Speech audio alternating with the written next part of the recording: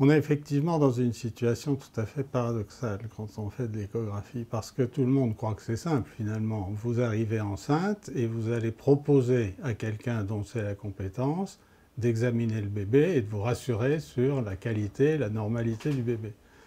En réalité, les choses sont infiniment plus compliquées parce que les deux démarches, celle du médecin et celle de la femme enceinte, sont absolument contradictoires. Alors ça peut choquer, parce qu'on se dirait le but est le même, savoir si le bébé va bien, ça peut être ce que veut la mère, et ce que veulent les parents, et ce que veut le médecin. Mais en fait, c'est pas ce que veut le médecin. Le médecin, lui, il veut chercher l'anomalie, parce qu'il est payé pour ça, parce que c'est ça sa fonction. Alors c'était pas tout à fait vrai au début, mais ça veut dire qu'il y a eu un glissement dans l'évolution et dans la mise en place de cet examen extraordinaire, hein, qui est maintenant arrivé à un niveau presque de maturité, si on peut dire.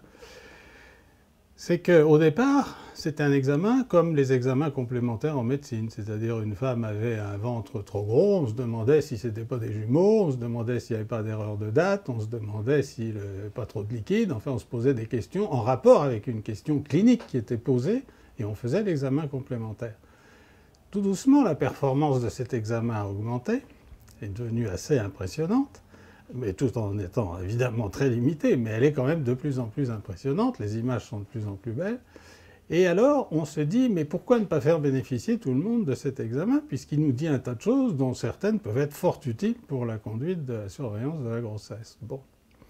Alors on propose l'examen à tout le monde, mais avec un paradoxe de taille, qui est qu'il n'y a pas de procédé de consentement éclairé au départ de cet examen. C'est-à-dire que les gens arrivent en croyant qu'on vient voir si tout va bien et si le bébé c'est une fille ou un garçon et de se réjouir un peu de le découvrir. Et en réalité, ils passent un examen qui est du diagnostic prénatal. C'est-à-dire que la personne en face d'eux n'a qu'une idée, c'est de trouver s'il n'y a pas d'anomalie. Parce que si jamais on laisse passer une anomalie, il y a une menace médico-légale. Et ça fait très peur aux médecins. Donc ça fait 30 ans qu'on éduque les jeunes médecins qui font cet examen qui est difficile, qui nécessite un apprentissage long et coûteux, etc. On leur dit, attention, l'échographie obstétricale est un redoutable piège médico-légal. Alors vous voyez que pour façonner une philosophie par rapport à la personne qu'on va recevoir, c'est plutôt cette dame, ça représente un danger pour moi. Parce que si je laisse passer quelque chose dans l'examen, eh ben c'est moi qui vais trinquer. Donc on en arrive à la fameuse situation que décrit si bien Bergeret, c'est dans la violence fondamentale, c'est lui ou c'est moi. C'est pas très tendre comme situation.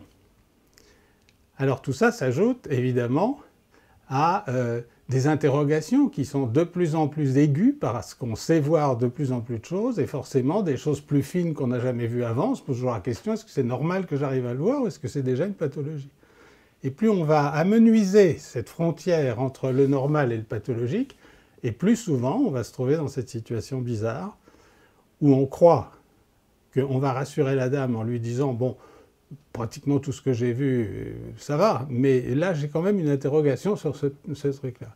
Or cette simple interrogation, posée comme ça, c'est un petit peu comme si dans un vase de porcelaine précieux, vous aviez donné un coup de pied et cassé la moitié du truc en disant « on le recollera, c'est pas grave ».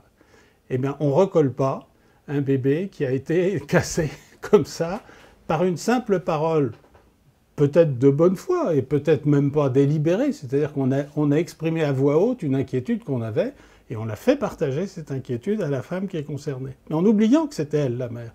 À la limite, on pense parler à un collègue qui regarderait un objet de soin et de se poser les bonnes questions. Donc ça, c'est quand même assez problématique.